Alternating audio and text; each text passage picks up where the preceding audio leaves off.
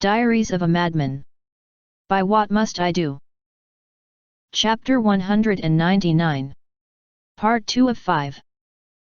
We appeared in the sunroom, the dining hall of my new house.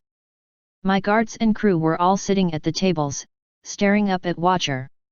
He was in front of the room, standing right where I once stood to give a very difficult speech.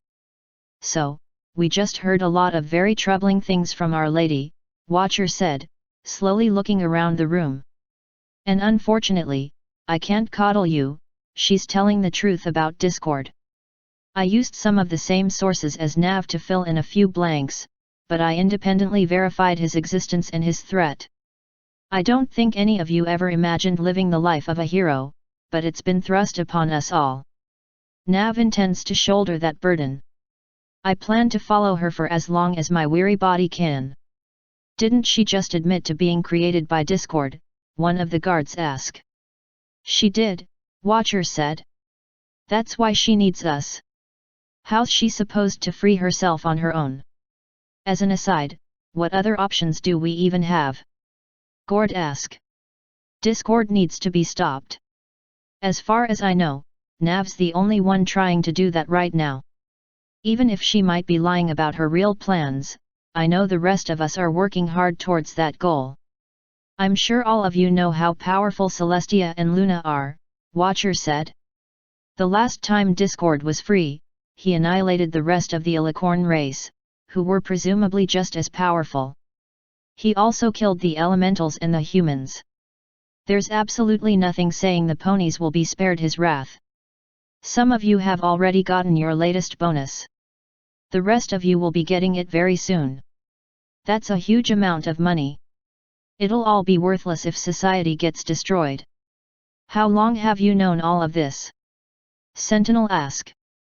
Learning about Discord is why I agreed to accompany Nav, but that was also before Nav's goal was to defeat Discord. Originally, the plan was to release the elementals and then see where things went. Everything progressed before we were expecting, and now we're finding out that Nav was possibly even created by Discord. Ever since we got on the ship, Nav's been keeping me relatively in the loop. I've been doing the same with her. Up until now, there were things I didn't share with everyone. And none of you have any right to complain about it, because we all know how OPSEC works. Speaking of which, is this room magic-proof? Gord asked. Sure is, Watcher replied with a nod. I had a feeling a few ponies are using magic to spy on some of us, so I decided to take countermeasures before the meeting. I wasn't expecting someone to actually listen at one of the doors, which is why Brooke got through. But the fact that we're free from magical eavesdropping brings me to my next point. Nav and I both expect a confrontation with Celestia is on the horizon. My loyalties are with Nav. I'm old enough that dying for the idea of a world without a monster like Celestia sounds nice. I want all of you to realize that Celestia won't be picky when it comes time for a purge. If it comes to a confrontation, you're either with us, or Celestia will put you down without a fight. So now we're killing a demon and Discord, one of the guards groaned. It's not a done deal yet, Watcher said. And caught, I see the look in your eyes. Don't even think about it. Celestia's better defended than she looks. I would never act without my lady's permission, Caught simply said, though she had a smug grin on her face. With the kind of support Nav has, I wouldn't be surprised in the slightest if we manage to win, Watcher said. But I want you all to be prepared for the worst. To that end, enjoy your time in Canterlot while you can. That may sound hollow now that you all know the truth, but hopefully a ludicrous amount of gold will fix that. The swanky accommodations might help. How long are we going to be here? One of the guards asked. At least a week and a half, this time. Our Lady has a strange trip planned for us soon. I'm not quite sure what to expect from this one. Most of you probably haven't even heard of our destination, the Zone of Alienation. A few ears perked up. I see some of you have. For those of you who haven't, it's a miniature Tartarus near the middle of Equestria, up in a series of mountain ranges. Nav thinks there's another human installation there. I've heard nothing but bad about that place, Sentinel said. Apparently Celestia sent several expeditions, but all failed. I've met 2 ponies who claimed to have gone, Watcher said. Both made it past the forest at the entrance, but neither could make it past the crazy weather under the dome itself. Twilight is also going to be with us, so we'll have several powerful mages. With the addition of the elementals, I'm sure we can survive long enough for Nav to realize its suicide. You don't think Nav can win? Kot slowly asked. For some reason, her claws were poking out of her gloves. I think Nav should have learned a lesson from Arachne and Antarctica, Watcher said. Some hornet nests shouldn't be poked. There's a reason Celestia decided to stop investigating that place. If even she couldn't provide enough resources to conquer it, I don't see how we'd be any different. That's planning for failure, Gord said. You're supposed to be in charge of the troops, right? Have some morale. Even if there is a human installation there, it's still probably stupidly haunted, Watcher said. Zecora only just recently gained her new medium powers, so she might not be able to exorcise everything. No matter what cool stuff we might find down there, I'm not interested in being Nav's ghost shield. I hate dealing with the undead. Can't you just trap them in cursed gems? Silverquill idly asked as she looked over some paperwork. Everyone went silent to stare at her. After a few seconds of it, she noticed and looked up. What? I didn't expect a civilian to know that, Watcher said. Even I've only heard it was theoretically possible. Oh, that witch doctor did it all the time, Silver said. There weren't any gem mines near the village, so they couldn't just make blood gems the right way. Instead, they had to inscribe a rune on the gem, kill a prisoner in front of it, and then infuse the gem with some kind of magic. The soul would get sucked in and then the witch doctor would imbue some soldiers, equipment, or herself with its power. They did it in front of all of us as an intimidation tactic. She liked bragging about how she got most of her early power with an ancient spirit she trapped in a mask using the same technique. Now that you mention it, I've seen something similar, Kot said. Some of the assassins in my original guild kept such gems as trophies of some of their more prominent kills. They all had a rune on them. Cascade can copy it from my memory, so if we can just find the right magic to use, it should be easy to duplicate. We have a week and a half to look into it, Watcher said, nodding. With the clues from Silver and the rune from Kot, we should be able to find information much more quickly. Twilight can also help. We can get gems from Rarity to test on animals in the Everfree. With a rune master and the element of magic on our side, we can reverse engineer it with ease. That'll give us a fighting chance against ghosts. Feel better about our chances, now? Gord asked. Not really, but I'll follow Nav's orders to the best of my ability regardless, Watcher said. Given how chaotic and randomly lucky she can be, it's possible she really can pull us through. I'm completely confident, Kot said. We can't shame Nav with failure. There is no option but success. I also think we'll be fine, Gord said. It's obvious that fate has plans for Nav. It's going to make her play the hero role even if it has to drag her, kicking and screaming. That basically means she's destined to solve great mysteries like this, right? We survived everything so far, Sentinel said with a shrug. I never expected to live long when I signed up for Shadow Ops anyway. As far as I'm concerned, I'm already on borrowed time. Might as well spend it checking out cool ancient ruins. Most of the rest of the room made general noises of agreement, though nobody seemed too enthusiastic. So, here's my last question before I end the meeting, Watcher said. First, some context for those who aren't aware, Nav's trip to Iceland was bad.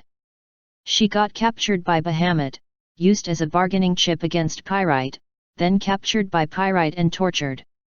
What should we do to help her mental state?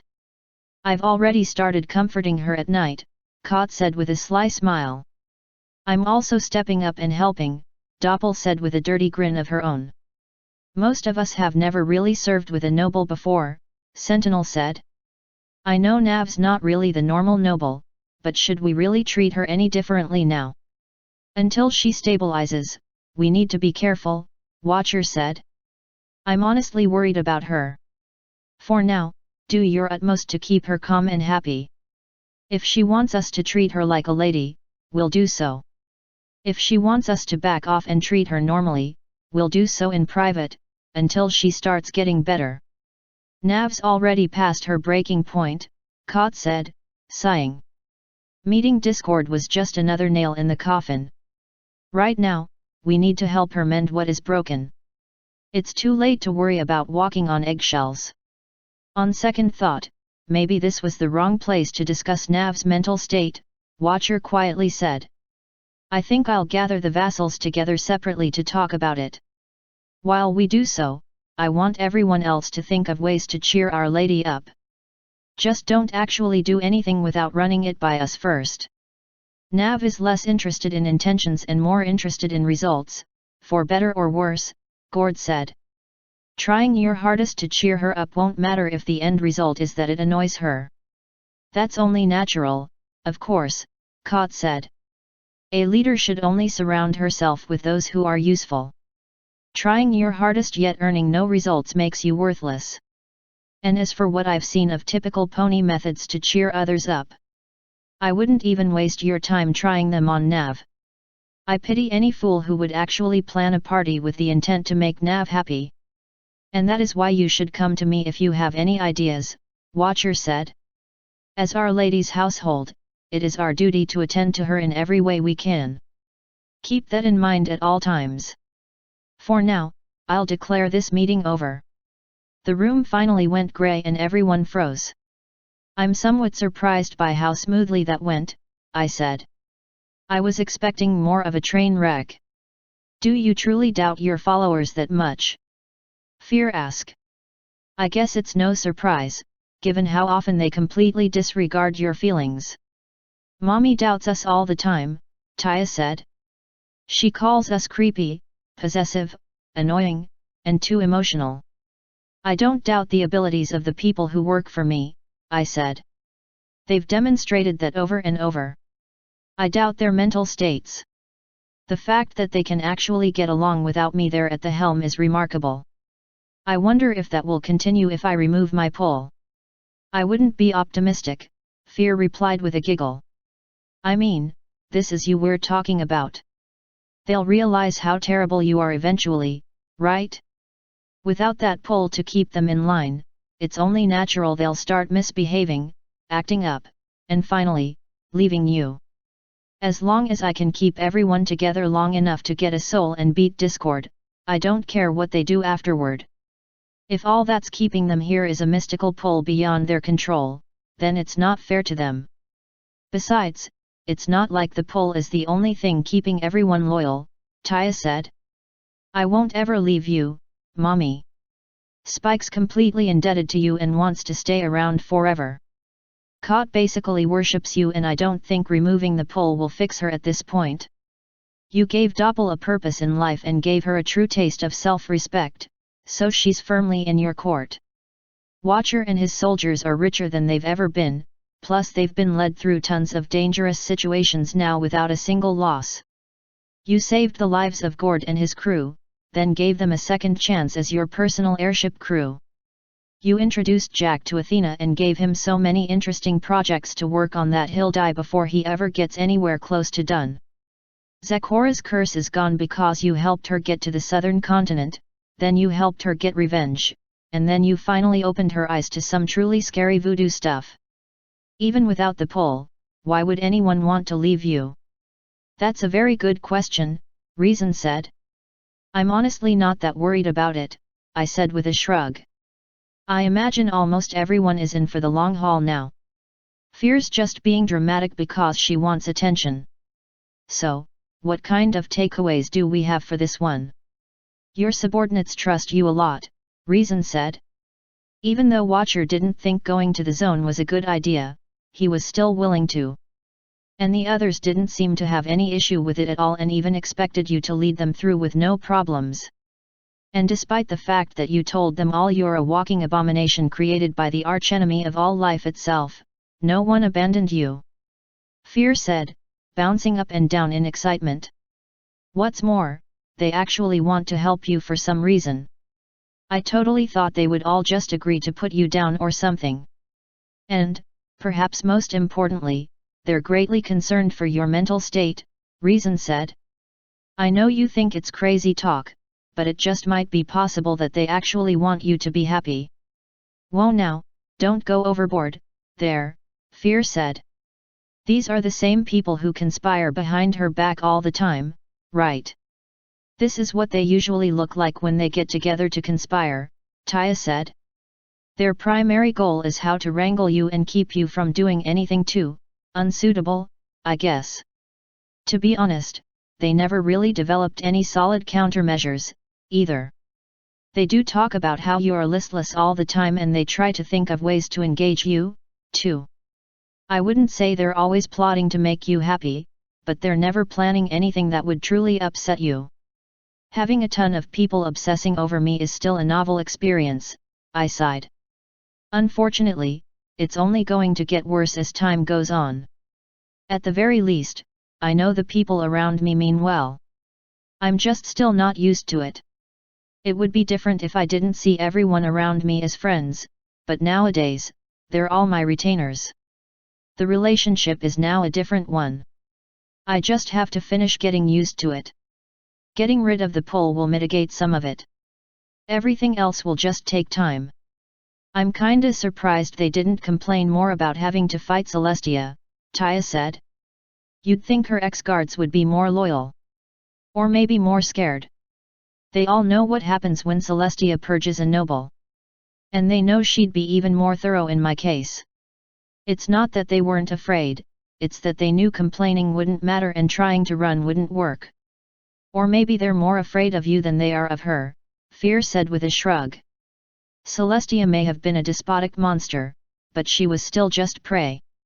That's possible, but unlikely, Reason said. Celestia had the guards do considerably more evil things than Nav ever has. Plus, the guards have had their entire lives to cope with the fact that Celestia is the all-powerful pony goddess. I don't think it would be possible for any pony not to fear Celestia. I'm with Reason on this one, I said. I may be scary and I probably have a greater capacity for evil than Celestia does, but she's been ruling over Equestria with an iron hoof for 6,000 years. That kind of control gives you an authority and presence that will take me ages to match.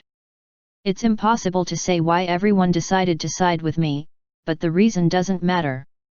All I care about is the fact that they were loyal to me. As it should be, the guide said, nodding. Having everyone actually decide to stick with you was a relief, wasn't it? It was, I said. My nerves were a wreck each time I tried to convince another person. I had a feeling the guards would side with me, but I wasn't sure until the very end. You said Twilight agreed too, right? Taya asked. She realized I was planning something while we were at the Griffiths festival. I told her everything. She agreed to support me without a second thought, and was offended that I didn't tell her sooner and that I was worried about her answer. At that point, I already had Cadance and Shiny, Moonbeam, Luna, Blossom, Fleur, and the guards, so I wasn't too concerned about Twilight. The worst-case scenario would have been Twilight immediately telling Celestia, but I ended up worrying over nothing. On an unrelated note, I'm kinda impressed with Silverquill, Taya said. I figured most mares would lose their minds if they were forced to watch a bunch of souls get sucked out. But she told everyone about the gems without any problems or hesitations at all.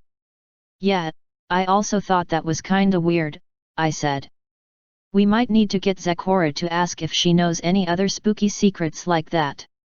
If she does, she'll need to keep quiet about them.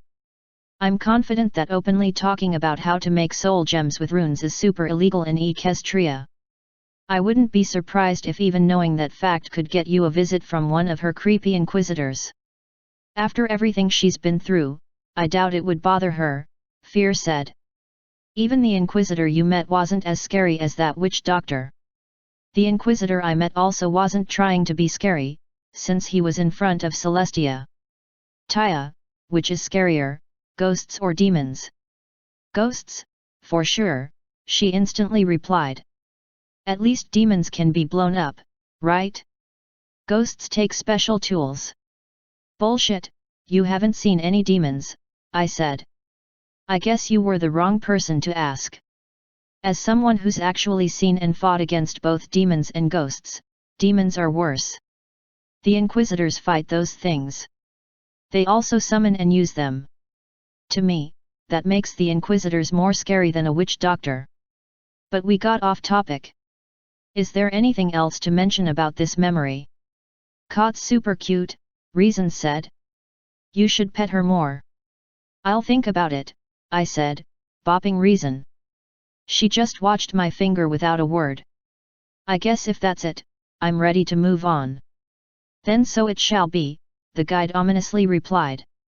Her eyes flashed and off we went. This time, we showed up in what I assumed was the Mage's Tower. It wasn't a room I was familiar with, but the 7 were there, lounging around and doing various mage-like things. 1 was grinding ingredients, 2 were reading, 1 was playing with a dozen tiny fireballs, 1 was looking at a few of the artifacts we pulled out of Athena's book, and 2 were talking. You let Navarone take the book with her, one of the talkers asked. She didn't give us a choice in the matter. You told us we couldn't use force unless she got violent, so you were supposed to persuade her. We tried. I told you, she didn't give us a choice in the matter. Ugh, that arrogant little. Who does she think she is? Don't go down that road, one of the ones who was reading said. That book belongs to her, fair and square. We have no right to take it from her. From what Twilight said, even passing through the labyrinth will be difficult. Until any of us succeeds in passing Athena's test, we'll just have to suck it up and deal with Nav's rules. There might be another option, the guy grinding ingredients said. Navarone's filly apparently expressed interest in learning here. Her tests are supposed to be tomorrow. The same filly who got her cutie mark at the gala, the guy playing with fireballs asked. I imagine she's talented. We shouldn't meddle. She's been learning from Twilight Sparkle, so she can't be underestimated, one of the readers said. As much as we all dislike that mare, there's no doubt she's skilled. And apparently Taya has been with Nav on their trip, so it's possible she's been learning from Watcher, as well. I also agree that we shouldn't use her. She's too valuable to risk scaring off. That might be hasty, the potion guy said. She's our only direct link to Navarone. We can't discount Navarone's influence. If Taya's here anyway. We're not using a filly, especially one that's also a student, the original speaker said. Navarone may be unpredictable, but it's obvious that she's intelligent. She'll be on the lookout for any kind of interference. If we push our luck, we may lose access to the book and a potentially valuable student. How about a compromise? The last person asked, the other reader. Taya's tests are supposed to be tomorrow. I say we see how competent she is. If she passes most of the entry exams and can reach the advanced courses of any one subject, we'll leave her be. But if she's useless, then in exchange for teaching her well, we get her to speak to Nav for us every now and then. Nothing major, of course, just little things here and there. I don't like that phrasing, the fireball guy said with a frown. We strive to teach all of our students well. Of course, of course. I should have said it better. But you get the general idea, right? Yes. And I still don't like it. We're not like Celestia's private school for nobles. We teach all unicorns with no strings attached, minus a small fee. I don't want to start turning our students into pawns. You're just saying that because of her special talent, the potion guy said. And if she was a necromancer, would you still be singing the same tune? The fireball guy asked. Do you know how rare it is for a pony to actually have a special talent in destruction? There are only 4 of us in the entire tower. I'm certainly not about to let someone like her slip away. Even if she is somehow talentless right now, she'll still have an affinity for it that normal students couldn't even dream of. I think I'm fine with the compromise, one of the original talkers said. I also don't like the idea of using students, but a lifeline to Lady Navarone will be valuable. It's not like we're going to use magic to manipulate Taya or anything, we'll just ask her to talk to Navarone for us about this and that. It took over a month for our last message to reach Navarone, the first reader said with a sigh. If all we'd be doing is using Taya to send messages, I don't see any real harm in it. At least that would guarantee Navarone could respond to us quickly.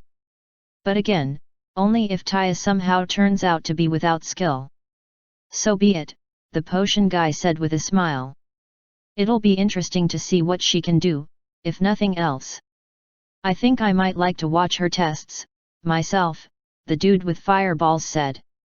After so long with a human mother, I'm sure Taya doesn't think quite the same as other ponies anymore. If she actually does have talent, she'll solve her tests in a very interesting way. Everything around us flickered and we appeared in the official meeting room of the Seven, the place where Twilight and I met them with Athena's book. All of them were in their official robes and everything. So, it's been a few days since Taya's test, the guy in red said.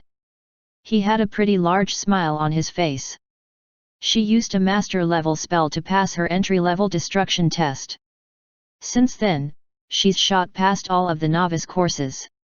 The only reason she got stuck in an upper-level advanced course is because Twilight and Watcher skipped a few of what they considered useless basic spells. Even then, after just witnessing the spell once, she was able to duplicate it almost perfectly. I'm confident she'll be in the Master Destruction classes within 3 months. She had no aptitude for alchemy at all on the first day, the guy in green said. He was the one grinding up ingredients before. Then on her second day in the entrance class, she perfectly put together every potion required to pass. When asked, she told us that her mother employed a zebra shaman and an ex-royal guard poison maker. They taught her everything she needed to know to pass in less than 3 days. Her knowledge of healing was unexpected, the mare in the yellow robe said. Most combat specialists only know how to tear ponies apart, not put them back together. She was able to get through the novice and advanced test, but was floored by the second expert test she took. Wait, she got further in healing than she did in destruction, the guy in red asked. Why does she know that much? Apparently it's what her mother wanted, the mare in yellow said with a shrug. Taya apparently knows a single Grandmaster healing spell, but other than that, not much above advanced. She told me she knows multiple Grandmaster destruction spells, though. She just has a few gaps here and there that got her stuck. She's passing at illusions, the fellow in white said. She passed most of the novice tests, but got stuck and decided not to continue. Apparently she doesn't have much interest in it. Same for conjuration, the guy in orange said. She told the professor she'd rather blow something up than summon something else to fight it for her. She has a knack for alteration, but unfortunately no interest, the mare in purple said. She got up to the advanced tests, but stopped when she hit a wall. She told the professor she wants to focus on healing and destruction. My mystic professors were told the same thing, the mare in blue said with a sigh. Although she didn't have much talent in my field, so it's not a huge loss. So, there's no need for the compromise we originally decided on, the stallion in red said. She has passed all of her entrance exams, she's reached the advanced courses in 2 fields, and the expert courses in 1 field. Taya will be welcome here as a completely normal student, no strings attached. Don't approach her about Nav. I'm hesitant to even mention this, but she knows some necromancy, the mare in yellow quietly said, looking over at the potion guy. Twilight has one of Groger's spellbooks, along with one of his journals that acts as a cipher. Would it be possible to make a small exception and allow a student to skip the novice courses and skip straight to the Grandmaster courses? The alchemy fellow asked. I would quite like to see the true talents of some pony else with access to Groger's knowledge. I'm willing to allow the exception to let a student skip the alchemy courses in favor of the necromancy courses, the guy in red said. But I won't skip the rule that a student can't enter the necromancy courses until their loyalty has been ensured. I also won't skip the rule that a student has to show off a necromantic spell first. That one is already fulfilled, the mare in yellow said. I didn't believe her, so she used a spell she called Absorb Life to kill a bird, then reanimation to bring it back as a dire skeleton. I panicked and incinerated it before I could determine if she was actually controlling it, but she seemed extremely confident. Absorb Life is a Groger specialty, at least a low-level expert spell, the potion guy said with a huge smile. And a dire skeleton would be an upper-level advanced spell. Controlling it would require another low-level expert spell. Forget trying to manipulate her, I want to make her my own disciple. Forget it, necrophile, the mare in blue said. It's Mancer. Necromancer. Her skill is impressive, but no matter how much she knows, you can't approach her until she's been here at least a year. If she's willing to talk about how she knows necromancy to a mare she just met, then demonstrate those extremely illegal spells, she's obviously not mature enough to even be learning them. Twilight got the spell book from Celestia, the mare in yellow said with a sad smile. They've both been allowed to circumvent the law. All the more reason to make her my disciple, the alchemist shouted. If she has those powers, she has to learn how to use them properly and when not to use them. As of now, she doesn't even know we teach necromancy here, the mare in yellow said. I didn't want to test her skills when I talked to her about it, it just happened. I honestly couldn't believe what I was seeing until the undead bird looked at me with its fiery black eyes.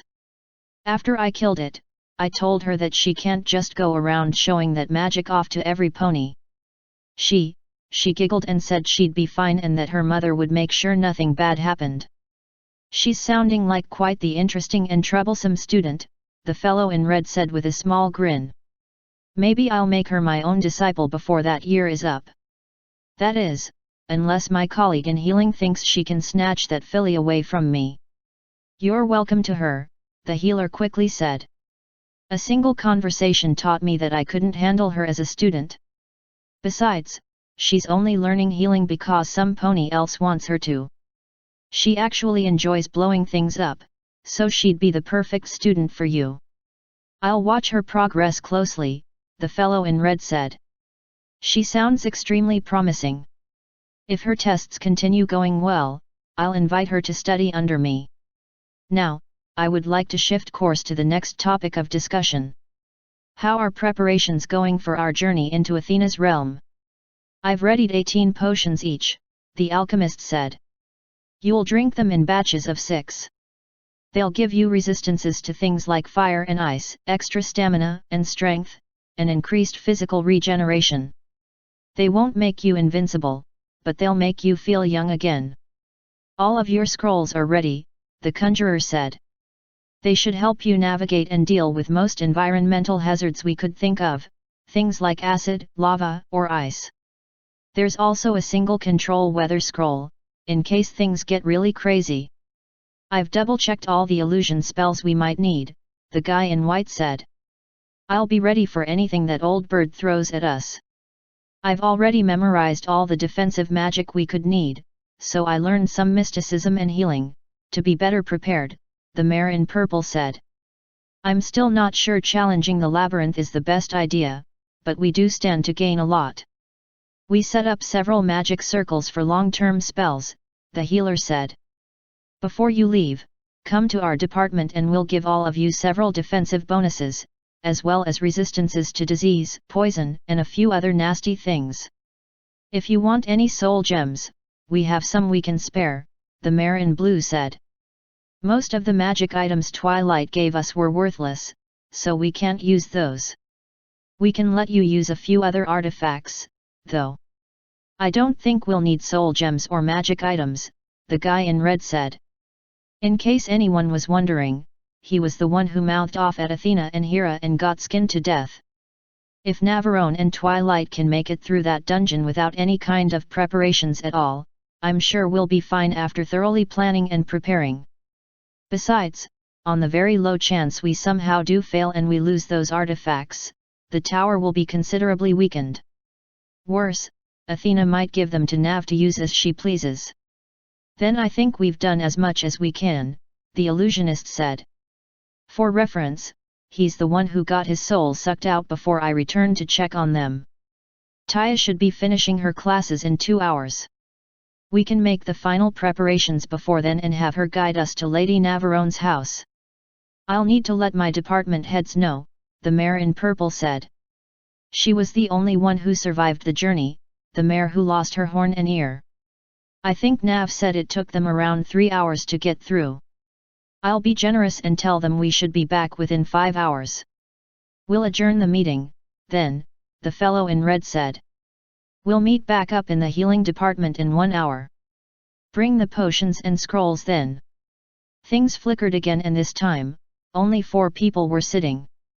The mare standing in the center of the circle had only a stub where her horn used to be, but at least her ear had been reattached.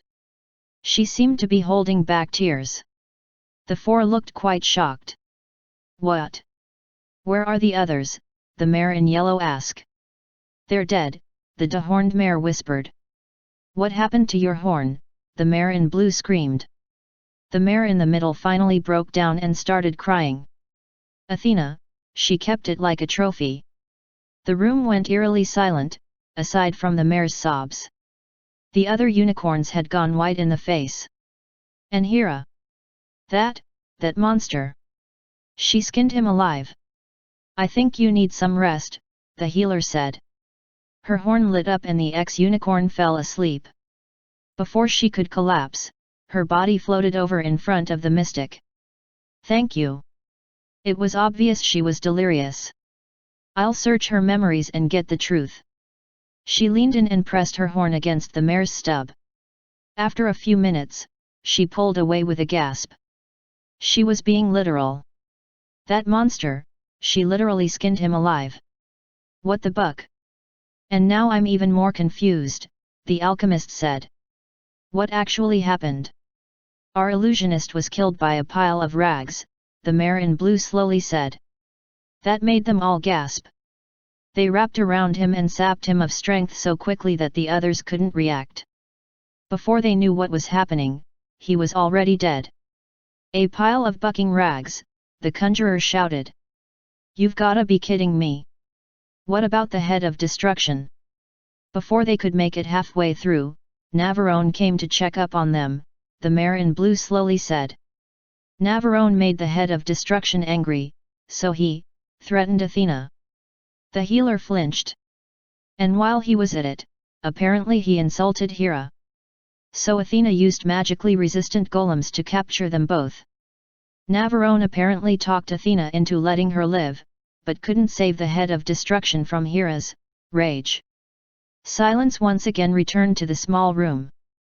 After nearly a minute of silence, the necromancer said, their souls haven't returned to the tower. If they really died, shouldn't we be able to bring them back as golems? Athena's book captures souls, the mystic whispered, hanging her head. The 2 of them are cursed to forever roam the labyrinth as new guardians. This is a disaster, the healer quietly said. How? How could this have happened? We don't have time for that question right now, the conjurer said.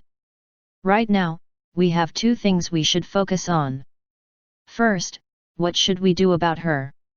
All eyes went to the sleeping ex-unicorn. Obviously she can't remain part of the 7. The tower is for mages, right? The alchemist said. I don't think we should make her leave immediately, but I mean, if she can't do magic, she can't be a mage. If we had her horn, I could reattach it, the healer said. But if Athena kept it, the only way to get it would be to go through the labyrinth. Every pony knows that the study of magic comes with consequences, the mystic said with a sigh.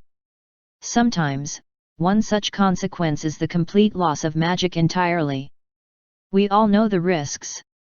I'm sure she'll understand when it comes time for her to leave. And the second thing we need to do is focus on filling out our numbers again, the conjurer said. We can't just be the 4. We must have at least an odd number. For now, we can fold illusions into conjuration and alteration into mysticism. That means we'll just need to focus on getting a single new head for the immediate future. So, how are we going to announce this? The healer asked. We can't just tell every pony that we lost 3 of the most powerful unicorns on the planet in the span of an hour. We can if we word it properly, the alchemist said. I think we should tell every pony that 3 members of the 7 were defeated by the human mage Athena in the pocket dimension the human Navarone owns. I feel like drawing attention to both of them is the best kind of revenge we can get. Revenge, the healer slowly said. Revenge for what? The 7 have become the 4, the necromancer shouted. It's all because Navarone brought us that book. The book that we ask her to bring, you mean, the mystic asked with a sigh. The book that she warned us against entering, you mean, the healer asked. The book that Twilight told us would 100% kill us, without a doubt, no matter what, you mean, the conjurer asked. Yes, and we all thought they were exaggerating because neither of them sounded all too serious or concerned. Navarone wasn't concerned because she didn't care, the mystic said. Once things started going downhill in the book, Navarone was quick to make fun of the 2 survivors, saying things like I told you so. She just warned us because she was being polite, but she didn't care even a little if every pony who entered died. I thought you said Navarone asked Athena to spare her, the healer said. Athena asked for payment in return. Navarone offered nothing and said to claim it from her. That's why Athena took the mare's horn. She certainly can thank Navarone for being alive, but I don't know if any unicorn would call a life without a horn worth living. Entering that book was a mistake, the conjurer said, plopping his head down on the table for a few long seconds. Finally, he sat back up. But it was our mistake, not Navarone's. We won't seek revenge. Once we have a better understanding of what the inside of the labyrinth is like, we'll decide if we want to try our luck in there again. For now, I'll start finding candidates for the new heads. I'll take her down to the healing department to look for any more issues, the healer said, looking over at the dehorned mare. Once she wakes up, I'll try interviewing her properly to get more information. I can prepare some potions to help calm her mind, the alchemist said. After that, I'll start brainstorming ways to explain to every pony what happened. Ways that don't involve Navarone. I'll consult with some of our sister organizations to see if I can get advice, the mystic said. If we're lucky, we can borrow some personnel to help manage things until we get back on our hooves. This is one of the worst years we've had as an organization, the conjurer said, his voice heavy. First we were attacked by demons. Now we lost 3 of the 7 in a single night. It's a heavy burden, but we will bear it. We'll weather this storm and recover. For now, I declare this meeting over. With that, the memory finally went grey. I'm not really sure how to feel right now, Taya said. I'm kinda insulted, kinda proud, I guess. It's okay to feel a lot of things, I said, patting her on the back. At least the end result is that they decided not to try using you. Although you might want to watch out for that necrophile. Death magic can be fun, but it's not usually my thing, Taya replied with a shrug. Is this how you felt when you saw Celestia and Luna talking about you? In the beginning, before they decided for sure that they were going to make use of me. After that, I felt much worse. To be honest, there was a little about me in these memory fragments, but I think more of it was about you. So, what are your impressions? And can you think of any takeaways? An immediate takeaway does come to mind, yes, Taya said. There are those in power who feel nothing about making use of those under them. And when they think they're alone and completely safe, they're completely open about their disgusting intentions. Yep, that's exactly right, I said.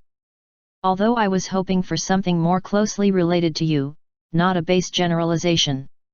When they first started talking about their expectations for me, I felt smug, she said. I knew I would blow everything they imagined out of the water. And in the memory after I had been a student for a few days, I felt satisfied that they recognized my abilities. It was even better because they were so surprised and had surprisingly low expectations. Despite the talk about using me mixed in here and there, I think I feel more proud than anything. My magical talents shocked the seven that much. Hey? A part of me is starting to understand why Twilight decided they weren't worth her time, but the classes are fun, at least. Good, I'm glad you're enjoying them. I hope you're making friends, too. Now then. I crossed my arms and looked around the small room. I guess it's time to ask the professionals. What kind of takeaways can we get from this? This time, Reason and Hope appeared. Hope? What are you doing here? You were really hoping they wouldn't bother you anymore, Reason said. Oh, that makes sense, I said, reaching over to bop Hope. Before my hand could reach her, Taya snatched it with a hoof and pressed it against her own nose. Don't give that fake my bops, she shouted, still holding my hand. My oh my, so the so-called real Taya has to forcefully seize her bops, Hope said with a smug smile. Whereas I, the loving and gentle Hope, am given them freely. Taya growled and jumped up to seize my entire arm, glaring at Hope. What are you even doing? I ask.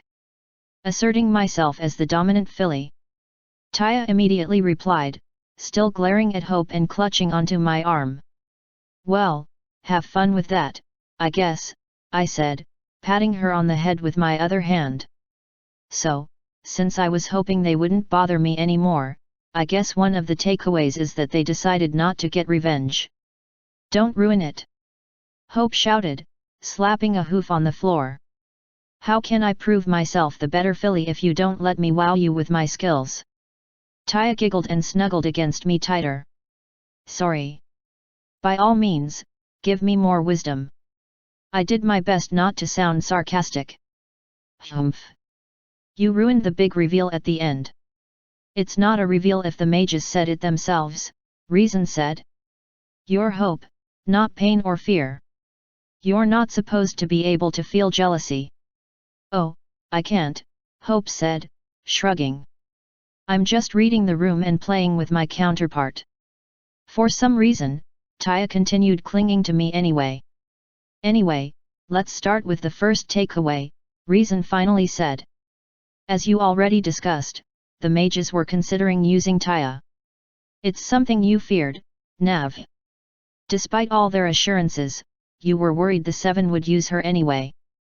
And you were desperately hoping they wouldn't, Hope added. But you know all about those in power.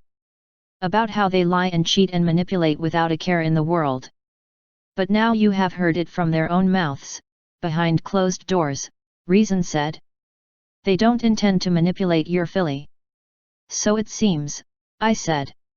Whether or not they stick to that is anyone's guess, but for the moment, I have little to worry about. How Taya feels about that is an entirely different matter, though. I expected it, so it's fine, she said with a shrug.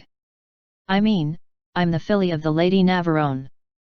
Of course important people want to cozy up to me to try and use me. I'm glad they realized it would be a bad idea, though.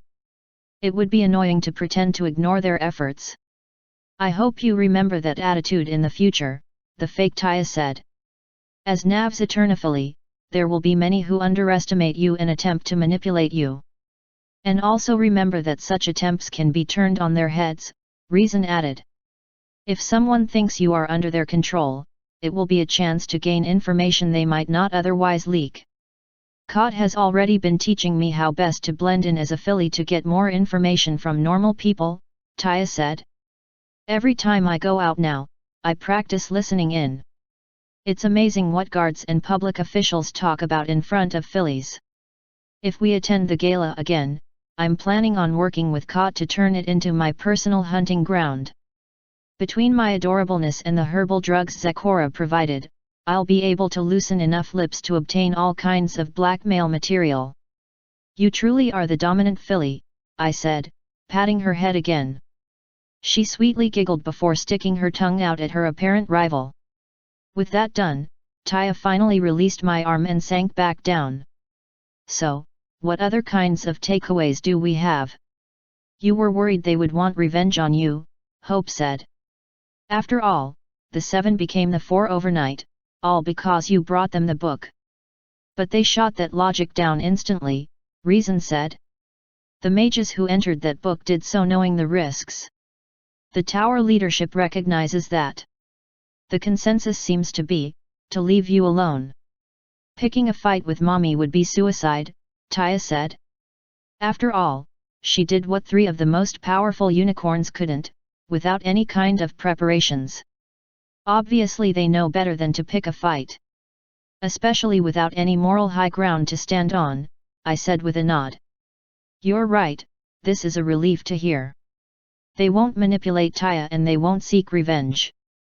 I have a low opinion of the tower mages overall, but their leadership does seem to have some sense of integrity. I hope this will act to humble them. I had another thought, too, Taya said. I spoke to that alteration mage a little before she lost her horn. I think she'd swear loyalty to you if you would give her a position of some kind. She may not be able to actually do magic anymore, but she still knows a whole lot about it. Even if she just writes books on theory, you could still make more as her patron than she'd cost to provide for. Surely there's a way to restore a horn, I said. I mean, unicorns wouldn't allow something that important to be completely irreplaceable.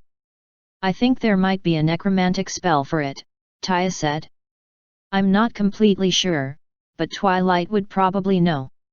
If you can provide her a horn, she'd definitely be even more loyal and valuable. I'll talk to Twilight about it at some point. It may be a moot point.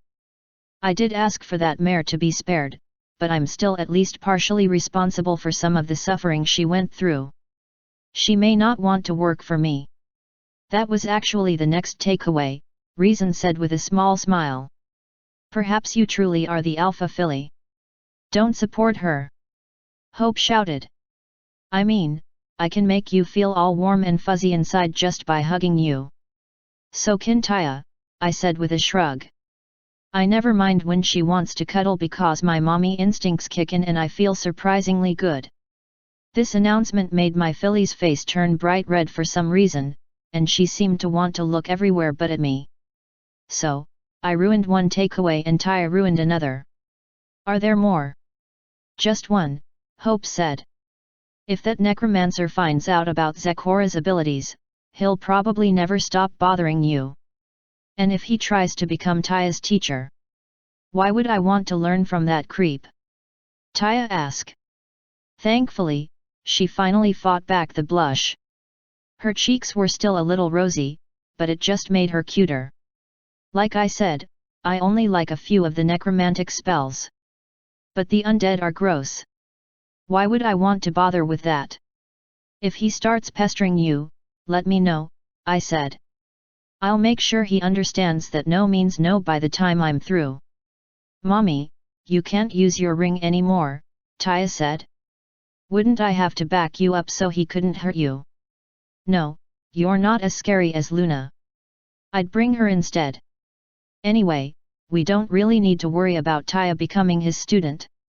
And if he does find out about Zecora and he starts bothering us, I can always use Celestia to make him stop. Being able to wield the sun and moon can be nice sometimes. What do you mean, sometimes? Taya asked. Sometimes royal authority is too powerful and unwieldy, I said. Some things require a more delicate touch.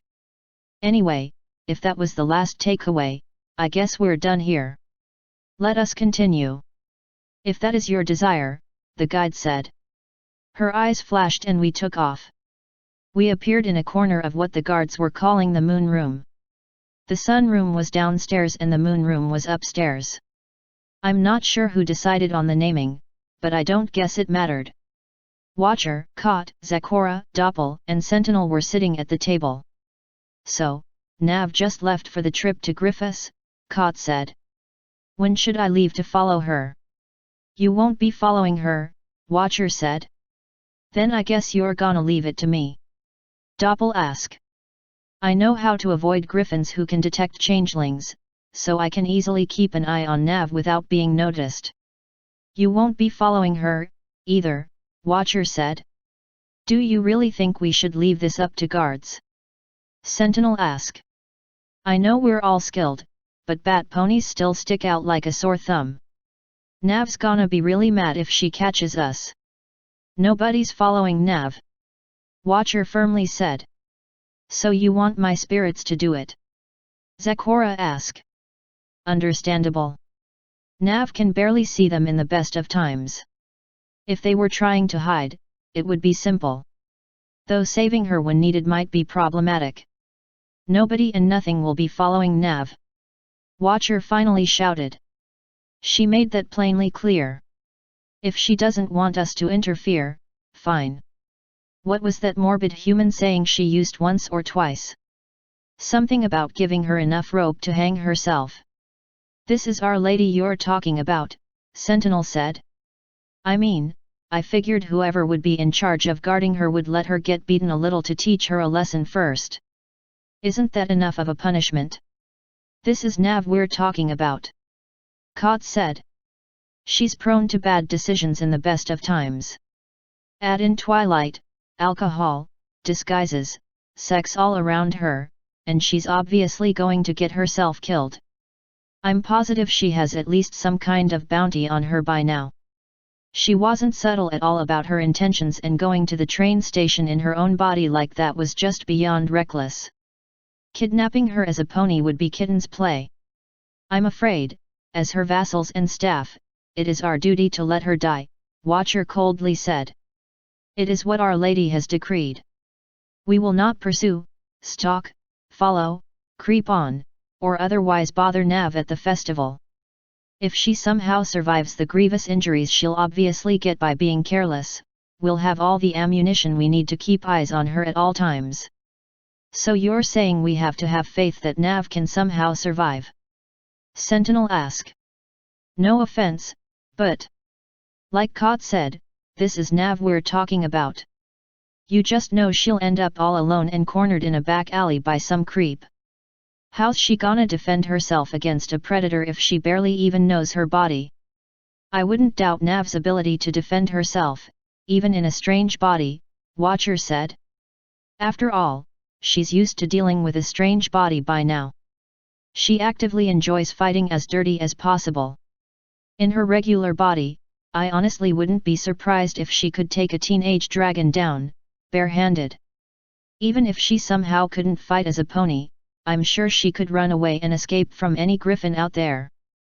Navarone survived many things on her own for quite some time, Zakora said. But in an unfamiliar land, in an unfamiliar body, surrounded by more powerful griffins. I have a feeling she will be acting in an unfamiliar manner, as well. Doesn't she tend to look attractive when turned into a mare, too? I bet she'll make dozens of griffins fall for her. Those predators will surely want to hunt her down. She might actually enjoy that, Doppel said with a shrug. Besides, Nav apparently isn't going to spend the whole time there as a pony. She wants to see the worst princess ever. Which surely means Nav will be gaining a new herd member soon. Why do you say that? Kot asked. Because Princess Gilda enjoys the sound of changelings being boiled. Doppel shouted. Everyone stared at her for a few seconds, blinking.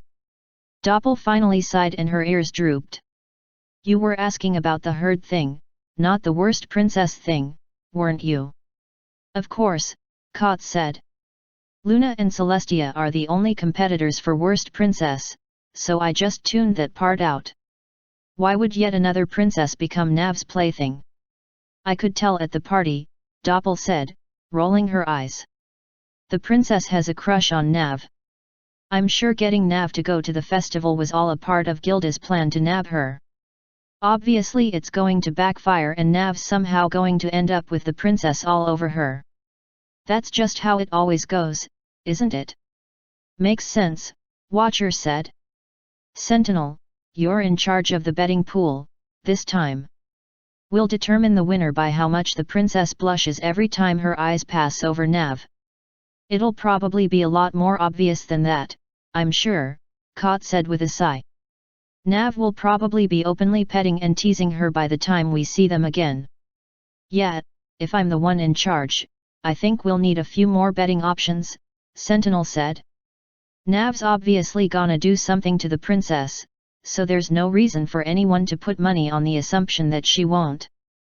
We'll go with the seduction spectrum, so the first option will be that the princess blushes around Nav. The last option will be that Nav blatantly toys with her while the Griffin guards aren't around. For the record, that's where my money will be. So, are you sure we can't follow her? Kot asked, trying to use her sad cat face to win Watcher over. She never notices me when I stalk her everywhere else, so I don't see any reason she would notice me in Griffiths. Even if I can't participate in her pleasure, I still at least want to watch her cute expressions. The final decision has already been made by your lady and blood master, Watcher said. Follow the orders you have been given. There's a high likelihood that Twilight will be able to protect Nav. Isn't there an even higher likelihood that Twilight will cause something that needs to be protected against? Sentinel slowly asked. No, that's what Nav is there for, Zecora said. She has the ability to stop Twilight from doing something stupid. Unfortunately, Twilight can't stop Nav's bad decisions. She can only protect Nav from the repercussions afterward. I still can't believe Nav went and did something like this, Watcher said, shaking his head. I mean, why else does she keep us around if not to protect her? And with that, everything finally went grey. I bet you feel super insulted right now, hey? Taya asked. I mean, wow. That was brutal. I sighed and hung my head. What I'm about to say doesn't leave the coma, Taya. After a few moments of silence, she shrugged and nodded. I was kidnapped by a bounty hunter. I only got free because of Aqua. I also ended up all alone and cornered in the back alley by a creep. I only got free because of shining armor. One day, Twilight and I went to an auction to be sold. I was bought by a rich griffin who fell in love with me at first sight. I had to use Twilight's magic to escape him and then he used his money to try to hunt me down. Every bad scenario they predicted happened and more. I only survived because of other people. Not that dying would have particularly mattered, because you already planted my tree by then, but still. Going on that trip like that was dumb. It was fun, but dumb. So what you're saying is, you want me to guard you all the time? Taya slowly said. I'm saying that I acted careless. I'm saying that I made a mistake. There's no way I would ever tell any of them that, though. Not after listening to all their bitching and whining. And you never thought about calling it quits after the first incident or two and going home? Taya asked. Fuck no. I wasn't about to admit defeat. My pride was on the line, obviously. Come hell or high water, I was determined to stay the course. And so I did, right up until the rich guy put out a huge bounty on me. That's when Twilight and I decided to drop our masks and attend the festival as ourselves. I was attacked by an assassin almost immediately. Right, of course, Taya said, rolling her eyes. Was this before or after you seduced Gilda? Oh, no, that's how I seduced Gilda, I said. The assassin attacked me while I was with her. Everyone assumed the assassin was after Gilda, but he was dead set on killing me. After I so valiantly saved her, she kidnapped me while I was sleeping and took me to a faraway personal retreat where I had no chances of escape. When I awoke, she led me blindly through dark underwater caves until we reached her private chamber. After she had her way with me, she abandoned me in that chamber with no way to get back. My filly stared at me in silence for a few long seconds before she rolled her eyes again. I have a feeling you might be exaggerating slightly. She kidnapped you and then left you to die in her underwater cave. Twilight was there for most of it. She can confirm it all. I did leave some details out here and there, but I think that matters little. The point of the matter is, I survived mostly based on luck. Now then, let's see what the spirits have to say. There aren't any, actually, the guide said. The whole point of this memory was to get you to admit that you were being dumb. Your staff exists for a reason. Make use of them. Don't put yourself in harm's way just for pride. I'll do my best. It would be easier if everyone would stop assuming I needed to be taken care of at all times, but you need to be taken care of at all times, right? Taya smugly asked. Due to my status as a high-ranking and beautiful noble lady, I am obviously a target, I replied, doing my best to sound calm. Because of that, it might be best if I take better precautions regarding my safety. The same goes for you, too, Missy. Magic doesn't make you invincible. You'll be fine at the tower, but from now on, have either a guard or vassal walk you to and from class. Either that or teleport. Ugh, fine, Taya said. She didn't sound too upset, to be honest.